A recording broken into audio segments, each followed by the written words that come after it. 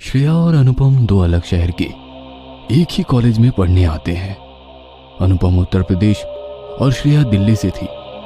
दोनों का स्वभाव विपरीत होने के बावजूद दोनों में प्यार हो जाता है और वो शादी करना चाहते हैं। श्रेया के घर वाले इसके खिलाफ थे तो वो दोनों भागकर शादी करते हैं। पर शादी के कुछ महीनों बाद दिसंबर का महीना था। हाड़ कपाने वाली ठंड पड़ रही थी। रात के 2:30 बज रहे थे। चारों ओर गहरा सन्नाटा छाया हुआ था। इंसान तो इंसान, जानवर और पशु पक्षी भी कहीं ना कहीं छिपकर दुबके पड़े हुए थे। अनुपम रजाई ओढ़कर अपने बिस्तर पर गहरी नींद की आगोश में था। उसके सिरहाने में उसका मोबाइल वाइब्रेशन मोड में रखा हुआ था, जो बार बार बजे जा रहा था। अनुपम को ऐसा लग रहा था कि शायद सपने में उसका मोबाइल वाइब्रेशन मोड में बज रहा है, लेकिन वो सपना नहीं था, हकीकत थी। अनुपम की नींद खुली और उसने मोबाइल की ओर देखा। उसकी मोबाइल की स्क्रीन पर लिखा आ रहा था श्रेया कॉलिंग। अनुपम शॉक्ड रह गया। पहले उसने अपने बिस्तर की ओर देखा, फिर कॉल पिक कर लिया। हेलो अनुपम। ये क्या है श्रेया, कहाँ हो तुम? अनुपम की बात पर श्रेया जोर से हंसती है और कहती है सुनो, ढूंढो मुझे, मैं तुम्हारे पास ही हूँ। अनुपम अपने हाथ में फोन थामे अपने बिस्तर से उठता है। कमरे की लाइट जलाकर ड्राइंग रूम की ओर जाता है। अचानक उसे लगता है कि उसकी चप्पल में कुछ चिपचिपी चीज लगी है। वो अपनी चप्पल की ओर गौर से देखता है तो उसकी चीख निकल जाती है। ड्राइंग रूम में कई जगह खून बिखरा हुआ पड़ा था और उसकी चप्पल पर वही खून लगा हुआ था। अचानक उसकी नजर फ्रिज के पास जाती है, जिसका दरवाजा खुला होता है। वो देखता है कि एक लड़की ने अपने कंधे और कान के नीचे मोबाइल दबा रखा है और वो बातें कर रही है। उसके बाल खुले हुए हैं, उसकी कलाई कई जगह से कटी हुई है, जिससे लगातार खून निकल रहा है। और उस कड़कड़ाती ठंड में भी वो फ्रिज का पानी गटागट पिए जा रही है। यह सब देखकर उस कड़ाके की सर्दी में भी उसके चेहरे पर पसीने की बूंद आ जाती है। उसका दिल इतनी जोर से धड़क रहा होता है कि उस सन्नाटे में भी उसकी आवाज को साफ साफ सुना जा सकता था। अचानक वो लड़की पलटती है और अनुपम की ओर घूमकर देखती है। अनुपम उस लड़की का चेहरा देखकर एक बार फिर शॉक्ड रह जाता है। वो श्रेया थी। श्रेया! अनुपम चीखते हुए श्रेया के पास जाता है। उसकी कलाई से बह रहे खून को अपने हाथ से रोकने की कोशिश करता है, लेकिन खून नहीं रुकता। वो भागकर फर्स्ट एड बॉक्स से रुई और पट्टी का बंडल उठा लाता है। उसे श्रेया की कलाई में बांधता है। श्रेया अब तक बेहोश हो गई थी। अनुपम श्रेया को अपनी गोद में उठा लेता है और अपने घर के बाहर खड़ी कार में उसे डालकर अस्पताल की ओर निकल पड़ता है। अनुपम और श्रेया दिल्ली के एक मैनेजमेंट कॉलेज में एक साथ पढ़ते थे। 6 फुट लंबे और भूरी आंखों वाला अनुपम बिहार का रहने वाला था। वो पढ़ाई में बहुत अच्छा था और पिछले 2 सालों से कॉलेज में टॉप करता आ रहा था। लड़कियां तो उसकी फैन थी। बेहद ही शांत स्वभाव वाले अनुपम को पढ़ाई लिखाई के अलावा कविताएं लिखने का भी शौक था। उसकी कविताएं लोकल अखबारों में भी छपा करती थी। कॉलेज में ही पहली बार उसकी मुलाकात श्रेया से हुई थी। श्रेया का स्वभाव अनुपम के बिल्कुल उलट था। वो बहुत ही ज्यादा बातूनी थी। पहली बार जब वो अनुपम से मिली तो वो उसे बहुत ही बोरिंग लगा। उसे अनुपम पर बहुत गुस्सा भी आया और उसे ये भी लगा था कि इस बोरिंग और बिल्कुल चुपचाप रहने वाले बिहारी लड़के को सभी इतना प्यार क्यों करते हैं। श्रेया के पापा का दिल्ली में बहुत बड़ा कारोबार था। वो उनकी इकलौती बेटी थी। वो दिल की बुरी तो नहीं थी, लेकिन जरा नकचढ़ी थी। पढ़ाई में भी उसका मन कुछ खास नहीं लगता था, लेकिन वो कहते हैं ना कि ऊपर वाले ने आसमान से ही जोड़ियां तय कर रखी है।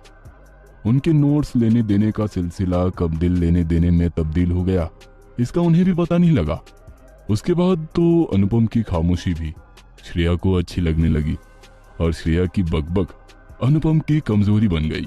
अच्छा अनुपम, तुम किसके लिए कविताएं लिखते हो? तुम्हारे लिए।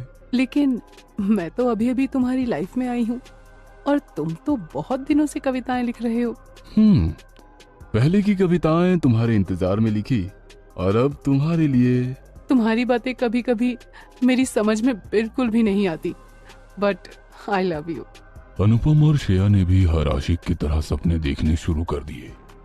समंदर के किनारे घर बनाने की, चांद तारे तोड़ लाने की और एक दूसरे का साथ मरते दम तक नहीं छोड़ने की। लेकिन वो कहते हैं ना कि सारी चीजें अगर सही सही हो तो जिंदगी बेरंग हो जाती है। और ऐसा ही श्रेया और अनुपम के साथ भी हुआ। श्रेया के ताऊजी ने अनुपम और उसे एक मॉल के बाहर मिलते देख लिया। उन्होंने उसी समय जाकर सबके सामने अनुपम को एक थप्पड़ मारा और श्रेया से दूर रहने की सलाह दी। श्रेया के पापा पहले से ही हाई ब्लड प्रेशर के मरीज थे। उन्होंने जैसे ही सुना कि श्रेया एक मिडिल क्लास बिहारी लड़के से मिलती है तो उनका खून खौल गया। उन्होंने श्रेया का कॉलेज जाना बंद करवा दिया। श्रेया की मां ने उन्हें बहुत समझाया कि जमाना अब बदल गया है, इस तरह जवान इकलौती लड़की पर सख्ती ठीक नहीं। लेकिन वो पता नहीं किस मिट्टी के बने थे। वे अपने फैसले से बिल्कुल टस से मस नहीं हुए। लेकिन प्रेम को बांध पाना बहुत मुश्किल है। उनकी लाख कड़ाई के बावजूद एक दिन श्रेया घर से भाग गई, पुराने सारे रीति रिवाज, सड़े गले जात पात के बंधन से दूर। अचानक से श्रेया को अपने कमरे में देख अनुपम को अपनी आंखों पर विश्वास नहीं हुआ। फिर श्रेया ने जब कहा कि वो घर से भागकर आई है तो वो शॉक्ड रह गया। अनुपम, तुम्हारे बिना अब जीना बहुत मुश्किल हो गया है। तुम मुझे यहाँ से ले चलो, नहीं तो पापा और ताऊजी हम दोनों को मार देंगे। वे दोनों भागकर जयपुर पहुंचे। जयपुर में श्रेया की बुआ रहती थी। उसकी बुआ उसे बहुत प्यार करती थी। श्रेया ने अपनी बुआ को सारी बातें बताई। बुआ ने उसका साथ देने का वादा किया। वे दोनों कुछ दिन वहीं रहे। थोड़ी भागदौड़ के बाद अनुपम को एक मार्केटिंग कंपनी में बहुत अच्छी सैलरी जॉब मिल गई। अनुपम ने श्रेया से शादी कर ली। उसके बाद अनुपम ने दूसरी जगह किराए पर एक बड़ा सा घर ले लिया। घर के सामने एक छोटा सा गार्डन भी था। वे दोनों वहीं शिफ्ट हो गए। उनकी सारी खुशियां फिर से वापस आ गई। ऐसा लगा कि सारे सपने एक ही झटके में पूरे हो गए। सारा दिन प्यार ही प्यार। वीकेंड पर कहीं बाहर जाना, फिल्में देखना, श्रेया की छोटी छोटी फरमाइशें पूरा करना अनुपम को बहुत अच्छा लगता था। कभी वो उसके लिए नई ड्रेस लाता तो कभी नई परफ्यूम्स। जिंदगी के हर एक पल को वो जी रहे थे। लेकिन इन नए घर में शिफ्ट होने के 3 महीने बाद सब कुछ बदल गया। उस घर में अजीब अजीब घटनाएं घटने लगी। जहां पर उन दोनों ने फ्लैट लिया था वो जगह शहर से थोड़ा दूर था, तो वहां आसपास से बंदर हमेशा आ जाया करते थे। श्रेया और अनुपम दोनों अक्सर उन बंदरों को कुछ खाने को देते। अगर अनुपम ना भी होता तो श्रेया उन्हें कुछ ना कुछ देती ही रहती। लेकिन एक सुबह कुछ अजीब घटा। श्रेया और अनुपम नींद में थे। तभी उन्हें लगा कि कोई उनका दरवाजा पीट रहा है। श्रेया ने देखा कि अनुपम सोया हुआ है, इसलिए उसने ही दरवाजा खोला। लेकिन दरवाजा खोलते ही उसकी चीख निकल गई। चीख की आवाज सुनकर अनुपम भागा भागा दरवाजे के पास आया तो उसने भी जो देखा उसे देखकर उसे रोना आ गया। उसने देखा कि बंदर के एक बच्चे की गर्दन गार्डन के एक पौधे की लता से लिपट गई है, जिससे उसका दम घुट गया और वो मर गया है। बंदर की मां को कुछ समझ नहीं आ रहा था कि ये क्या हो गया। कभी वो अपने बच्चे के मृत शरीर के पास जाती, कभी अनुपम का दरवाजा पीटती। श्रेया को ऐसा लगता कि इस तरह से बंदर के बच्चे का उसके घर में ही मर जाना किसी अपशकुन का संकेत है। उस दिन के बाद से अनुपम ने देखा कि श्रेया का बर्ताव बदलता जा रहा है। बातों ने श्रेया एकदम चुप चुप रहने लगी थी। वह हमेशा कमरे की खिड़की से बाहर झांकती रहती और मन ही मन कुछ बुदबुदाती। अनुपम जब उससे कुछ पूछता तो वो अनुपम को अजीब नजरों से घूर कर देखती। इस बीच उसके घर में एक और घटना घटी। एक दिन दोनों डाइनिंग टेबल पर बैठे थे। अनुपम श्रेया को अपने हाथों से खिलाने की कोशिश कर रहा था, लेकिन वो तो खा ही नहीं रही थी। वह चुपचाप डाइनिंग टेबल के ऊपर लगे पंखे को घूर रही थी। अचानक ना जाने क्या हुआ, एक जोरदार आवाज के बाद वो पंखा टूट कर नीचे गिर पड़ा।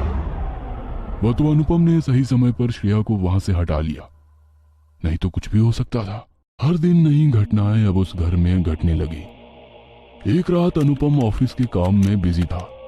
श्रेया बिना कुछ बोले छत पर चली गई। थोड़ी देर बाद अनुपम जब उसे खोजता हुआ उसके कमरे में आया तो उसने उसे वहां नहीं पाया। वह उसको आवाज देता हुआ छत की ओर भागा। छत पर जाकर उसने देखा कि श्रेया तो छत की बाउंड्री पर कुछ बड़बड़ाते हुए चल रही है। वह किसी तरह उसे समझा बुझा कर नीचे लाया। अनुपम को समझ नहीं आ रहा था कि आखिर श्रेया को हो क्या गया है, वह ऐसी हरकतें क्यों कर रही है। इस बीच अनुपम ने एक और बात नोटिस की कि श्रेया भगवान की किसी भी मूर्ति के पास नहीं जाना चाहती। जब अनुपम पूजा करता तो वो जोर जोर से चिल्लाकर कुछ ऐसी हरकतें करने लगती कि अनुपम को अपनी पूजा छोड़नी पड़ती। यही सब सोचते हुए अनुपम अस्पताल पहुंचा। डॉक्टर ने उसे तुरंत एडमिट कर लिया। डॉक्टर ने यह भी बोला कि पुलिस को इन्फॉर्म करना पड़ेगा क्योंकि ये तो पुलिस केस है। उसकी पत्नी ने सुसाइड अटेम्प्ट किया है। तब अनुपम ने रोते हुए डॉक्टर को सारी बातें बताई और उनसे गिड़गिड़ाते हुए रिक्वेस्ट किया कि वो प्लीज पुलिस को ये सब ना बताए। डॉक्टर उसकी बात मान गया और उसने कहा कि ठीक होने के बाद वो अपनी पत्नी को किसी अच्छे साइकियाट्रिस्ट को दिखाए। कुछ दिन बाद श्रेया अस्पताल से आई। अनुपम किसी अच्छे साइकियाट्रिस्ट के बारे में ही पता कर रहा था कि एक दिन श्रेया ने कुछ ऐसा किया जिसे देखकर अनुपम को लगा कि उसकी पत्नी पर कोई साया है। एक रात जब अनुपम की नींद खुली तो उसने देखा कि उसकी पत्नी बाहर बगीचे में निकल गई है और वो नीचे बैठकर किसी से अजीब भाषा में बातें कर रही है। कभी वह जमीन पर लौटने लगती, कभी अपने नाखून से जमीन को कुरेदने लगती। अनुपम ने जब उसे टोका तो उसने पहली बार अनुपम पर हमला कर दिया और किसी जानवर की तरह उसके शरीर को नोचने लगी। अनुपम ने किसी तरह उसकी गिरफ्त से खुद को छुड़ाया। कुछ देर बाद श्रेया खुद ब खुद शांत हो गई। अगले दिन अनुपम ने अपने ऑफिस के सबसे अच्छे दोस्त कुणाल को सारी बातें बताई। कुणाल ने उसे एक पहुंचे हुए अघोरी का पता बताया। उसने ये भी बताया कि वो अघोरी शमशान में ही रहता है और रात को ही उससे मिला जा सकता है क्योंकि दिन में वो कहाँ जाता है इसका पता किसी को नहीं। अनुपम ने तय कर लिया कि उसे क्या करना है। वो श्रेया को लेकर अगले दिन उसी अघोरी बाबा के पास पहुंचा और उन्हें सारी बातें बताई। अघोरी ने श्रेया को घूरते हुए देखा। श्रेया भी अघोरी को घूरने लगी। फिर अघोरी ने अनुपम के कान में कुछ कहा। अनुपम वहां से उठकर चला गया। जब वो आया तो उसके हाथ में शराब की एक बोतल थी। अघोरी ने शराब की बोतल वहां रखे एक पत्थर पर दे मारी। पूरी की पूरी शराब जमीन पर गिर गई। उसके बाद अघोरी ने उस बोतल के टुकड़े से जमीन पर एक घेरा बनाया। उसने अनुपम को एक सिक्का उस घेरे के बीच में रखने को कहा। उसके बाद अघोरी कुछ मंत्र पढ़ने लगा। पल में ही उस सिक्के से खून निकलने लगा। जैसे जैसे उस सिक्के से खून निकल रहा था श्रेया के शरीर में भी ऐंठन होने लगी। वह जमीन पर लौटने लगी। अघोरी ने सिक्के को उठाकर दूर जलती हुई चिता पर फेंक दिया। श्रेया बेहोश हो गई। तुम्हारी पत्नी पर किसी ने काला जादू किया है। ये काले जादू की गिरफ्त में है। अगर ज्यादा दिन तक ये इस तरह रही तो मर जाएगी। अनुपम अघोरी की बात को गौर से सुन रहा था, लेकिन उसके बाद अघोरी ने जो बताया उसे सुनकर अनुपम को बहुत गुस्सा आया। श्रेया पर काला जादू उसके पापा और ताऊ एक अघोरी के जरिए कर रहे हैं और इस काम में उनकी मदद कर रही है श्रेया की बुआ। कहने को उसने तुम लोगों की मदद की, लेकिन कोई भी तुम्हारे साथ श्रेया की शादी से खुश नहीं है। अनुपम मन ही मन सोचने लगा, क्या दुनिया है ये। औलाद से ज्यादा लोगों को अपनी जात, अपनी बिरादरी की फिक्र है। श्रेया के पिता द्वारा किया जा रहा काला जादू कट सकता है, लेकिन इसमें किसी ना किसी की जान जरूर जाएगी।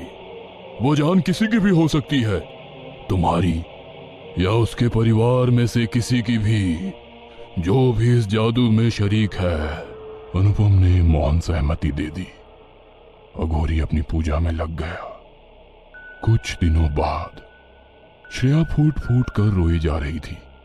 उसके सामने सफेद कपड़ों में लिपटी लाश पड़ी थी। अगरबत्ती का धुआं ऊपर की ओर उठ रहा था। क्यों छोड़कर चले गए मुझे। अब मैं किसके सहारे जीऊंगी, किसके सहारे जीऊंगी, किसको अपना पापा कहकर बुलाऊंगी। किसको?